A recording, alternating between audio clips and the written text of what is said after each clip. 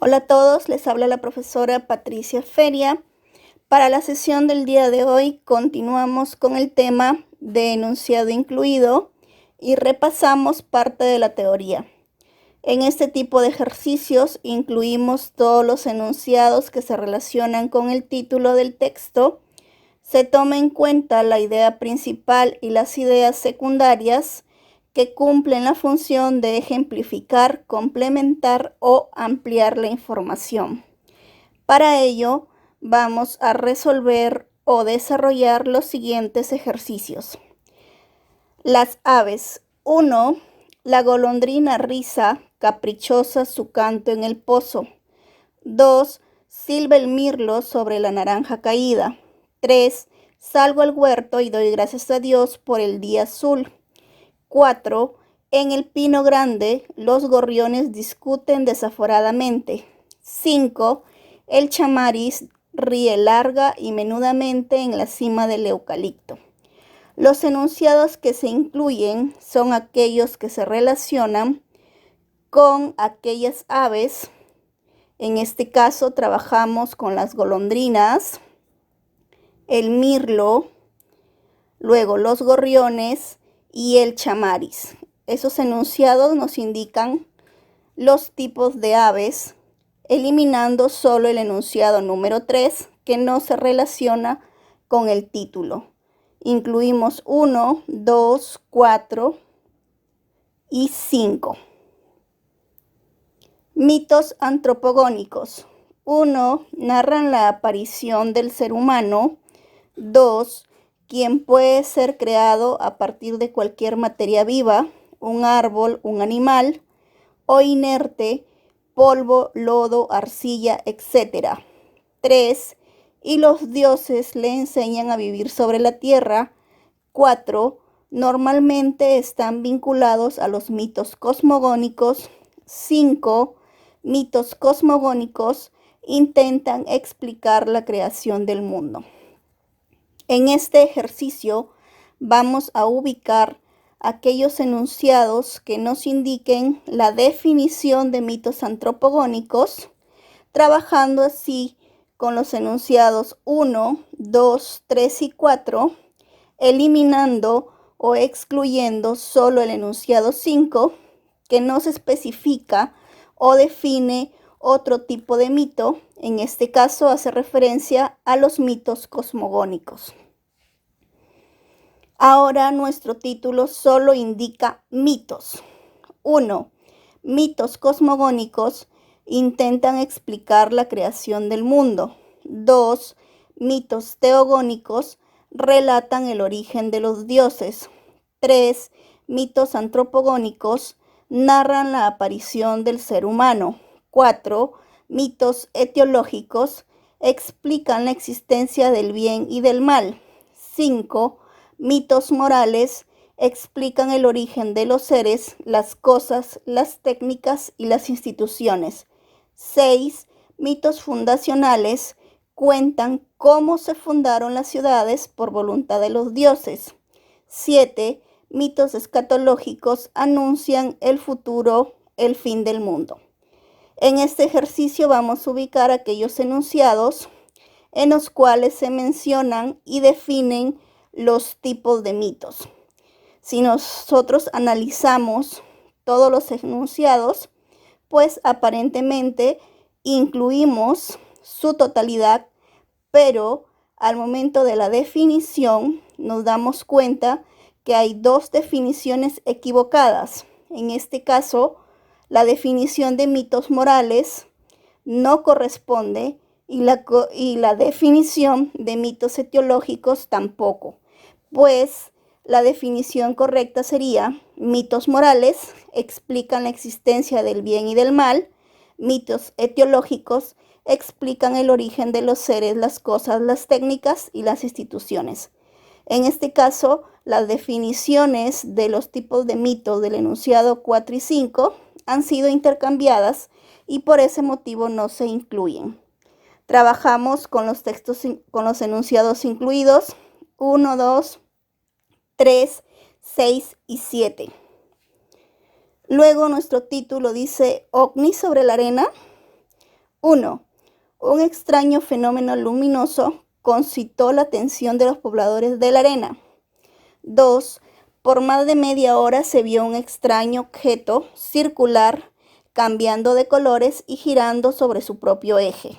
3. Los colores fluctuaban entre el azul, rojo y amarillo. 4. Durante media hora o durante la media hora que duró el fenómeno, el objeto se mantuvo inalterable en el cielo. 5.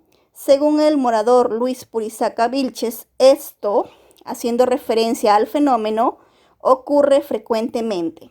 6. Fenómenos parecidos se han presenciado o presentado en el Cerro Vicuzzi-Pilán.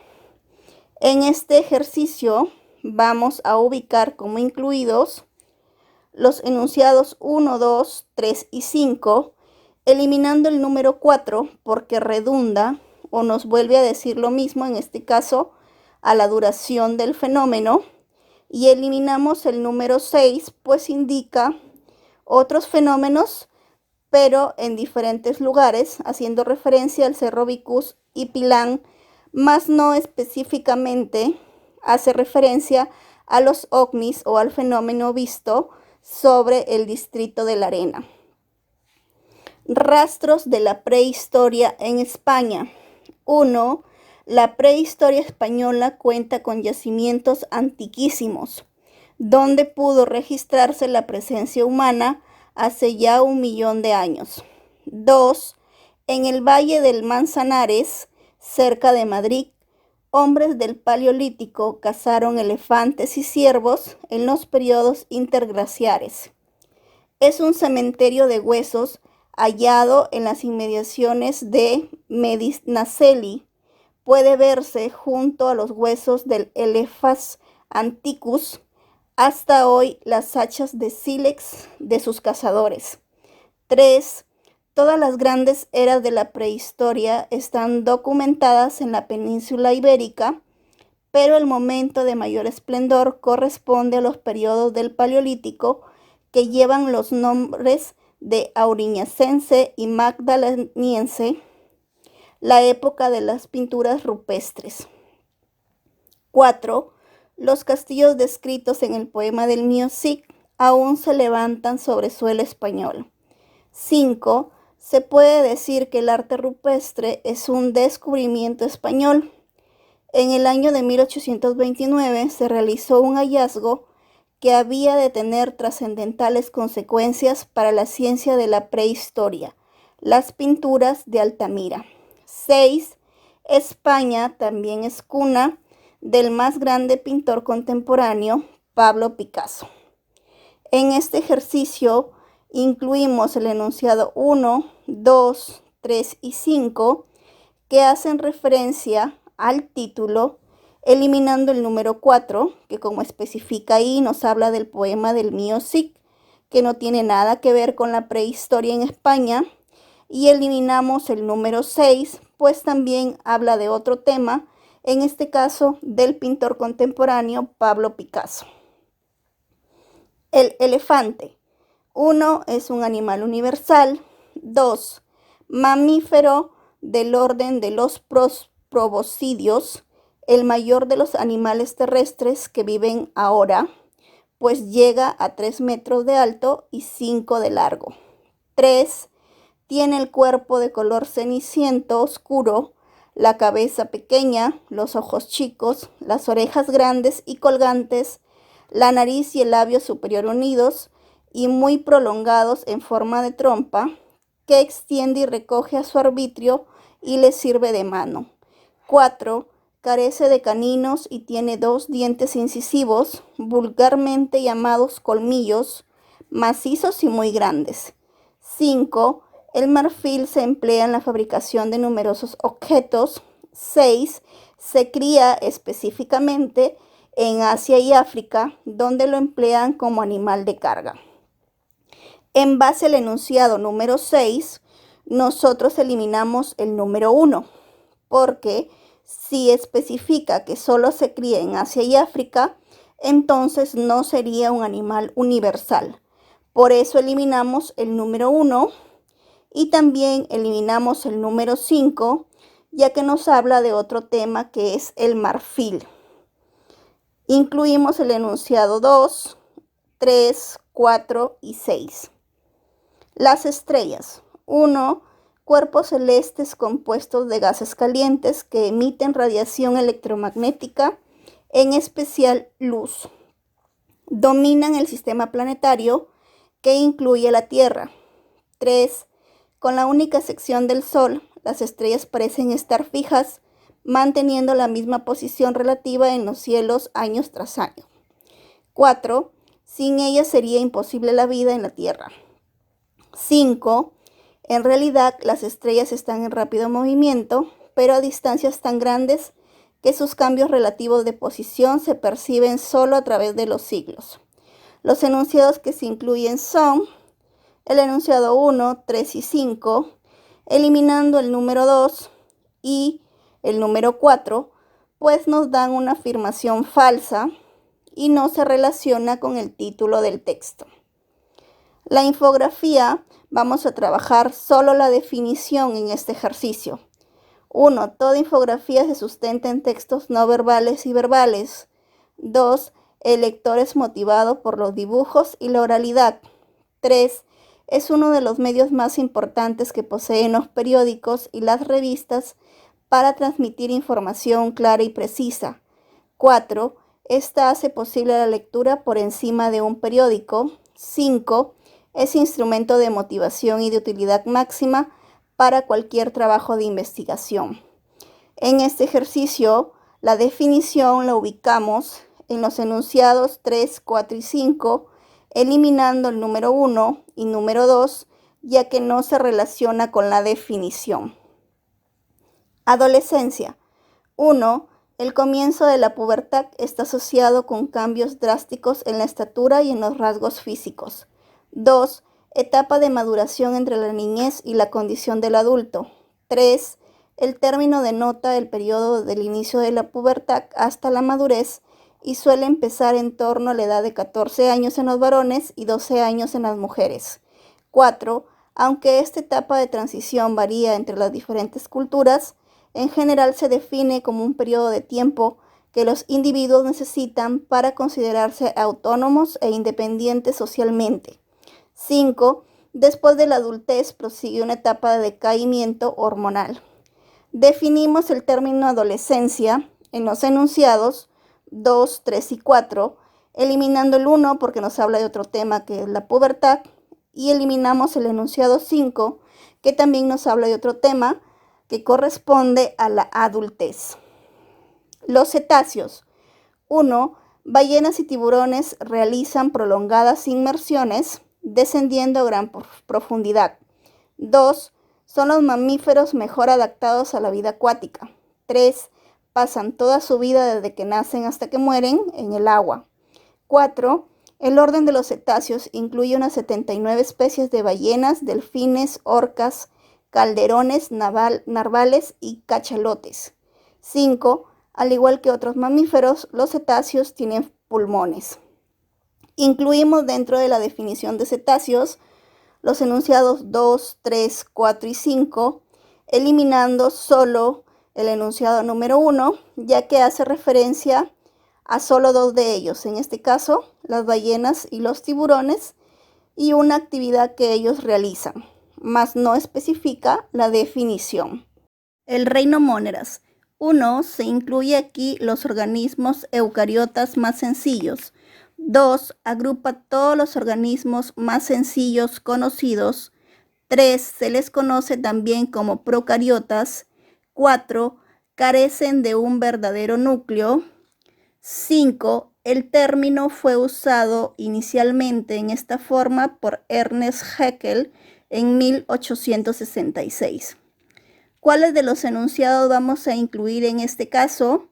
Incluimos los enunciados 2, 3 y 4, ya que el enunciado número 1, donde indica los organismos eucariotas más sencillos, contradice al resto de enunciados, ya que como sabemos, los organismos eucariotas tienen núcleo, a diferencia de los procariotas que, como está especificado en el enunciado número 4, carecen de un verdadero núcleo.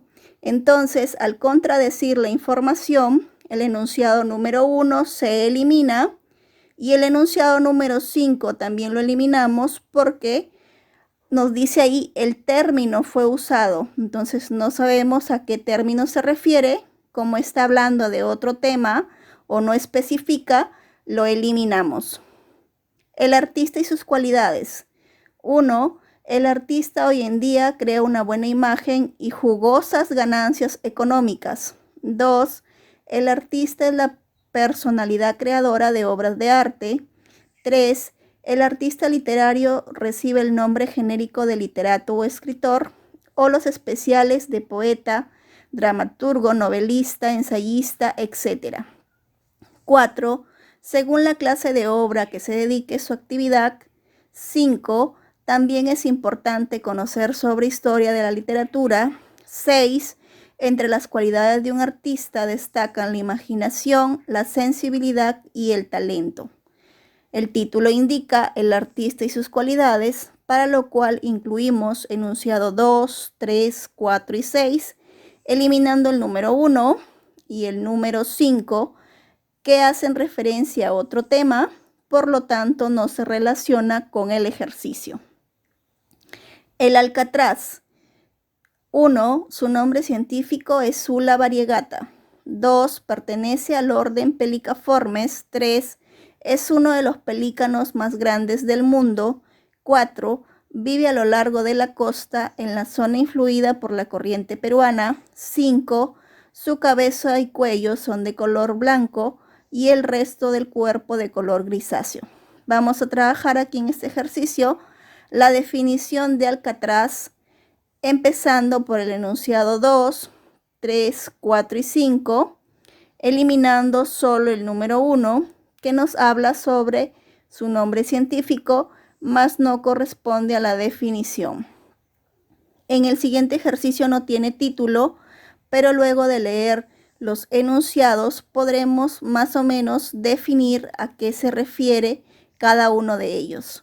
1. En el caso de la viruela, la transmisión de microbios se produce al respirar el aire exhalado por alguien infectado. 2. La tuberculosis es una enfermedad infecciosa producida por la bacteria Mycobacterium tuberculosis. 3. Las bacterias de la disentería y el cólera se ingieren en el agua o en alimentos contaminados.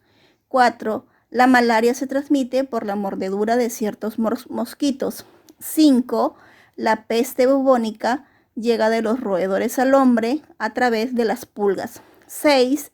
Es importante eliminar los perros pulgosos. Después de leer los enunciados, respondemos a la pregunta de qué tratan la mayoría y nos damos cuenta que la mayoría de enunciados hacen referencia a la forma de transmisión de estas enfermedades. En este caso, la viruela la transmiten microbios. Luego tenemos el cólera, se transmite a través de alimentos contaminados. La malaria por la mordedura de mosquitos y la peste bubónica a través de las pulgas. Los únicos enunciados que no indican una forma de transmisión son el enunciado número 2, que es la definición, y el número 6, pues que nos habla de otro tema o en este caso no hace referencia a un modo de transmisión, entonces lo eliminamos. Incluimos los enunciados 1, 3, 4 y 5. El siguiente ejercicio tampoco no tiene título. Vamos a identificar de qué tratan los enunciados. 1. En julio de 1921 se fundó en Shanghái el Partido Comunista Chino. 2. Inspirados en el ejemplo de la Revolución Rusa y en la ideología de Marx y Lenin, los fundadores del comunismo chino tenían la esperanza de liberar a su nación de la dependencia económica extranjera. 3. Lenin fue el fundador del Estado que se convertiría en la Unión Soviética y el presidente del primer gobierno establecido tras la Revolución Rusa de 1917. 4. Al inicio, cuando su movimiento era débil, el Partido Nacionalista Chino, Kuomintang, aceptó la ayuda de los comunistas. 5. El crecimiento del Partido Comunista provocó gran alarma entre los nacionalistas, quienes decidieron apartarse de este movimiento. Respondemos a la pregunta de qué tratan los enunciados y nos damos cuenta que la mayoría hacen referencia a la formación del Partido Comunista Chino, excepto el enunciado número 3, que define quién fue Lenin. Entonces incluimos el enunciado 1, 2, 4 y 5, eliminando solo el enunciado 3. Los extranjerismos. 1. Un extranjerismo es una expresión lingüística tomada de un idioma extranjero y usado en la lengua propia. 2. La lengua es virtual y social. 3. Los extranjerismos sufren una adaptación fónica y ortográfica. 4. Los extranjerismos son naturales entre todas las lenguas. Ellos, haciendo referencia a los extranjerismos, enriquecen y llenan los vacíos de designación o pueden aludir así a objetos, costumbres o realidades nuevas de una cultura. Trabajamos aquí con los enunciados número 1, 3, 4 y 5, que se relacionan con la definición de extranjerismo, excepto el número 2, que nos define lo que es la lengua. En la imagen también tenemos ahí, dice, ejemplos de extranjerismos, blog, que en el uso cotidiano lo usamos, pero que significa libreta, boom, que es explosión, click, pinza, baby, niño, o sándwich, que también lo usamos, pero que significa bocadillo. Trabajamos ahora el ejercicio titulado el tabaquismo. 1. A menudo se ha comentado que dejar de fumar engorda. 2. Muchos fuman por imitación o placer. 3. Representa uno de los mayores peligros para la salud y consecuentemente uno de los principales factores de mortalidad. 4. Constituye una intoxicación aguda o crónica producida por el abuso de tabaco. 5. Está íntimamente relacionado con el aumento entre la población de las enfermedades cardiopulmonares. ¿Cuáles de los enunciados incluimos dentro de la definición de tabaquismo? Trabajamos con el enunciado 3, 4 y 5, que se relacionan o definen lo que es tabaquismo. Eliminamos el número 1 y número 2, que no se relacionan con el título. Viaje a la luna. 1. El viaje a la luna fue una aspiración que acompañó a la humanidad durante milenios. Es evidente que al dejar de ser concebida, en este caso hace referencia a la luna, como deidad, despertó la ambición de su conquista. 3. Muchas culturas como los mochicas le rindieron ofrendas y hasta sacrificios. 4. Con la invención del telescopio de Galileo y la publicación de Viaje alrededor de la Luna de Julio Verne, el hombre se acercó más a ella. Ella hace referencia a la Luna. 5. La gloria llegó cuando en junio de 1969 Neil Armstrong dio el primer paso sobre ella. Y ella nuevamente hace referencia a la Luna. Por lo tanto, incluimos el enunciado 1, 2, 4 y 5 y eliminamos solo el número 3, que no se relaciona con el título o con el ejercicio. Gracias, quédate en casa.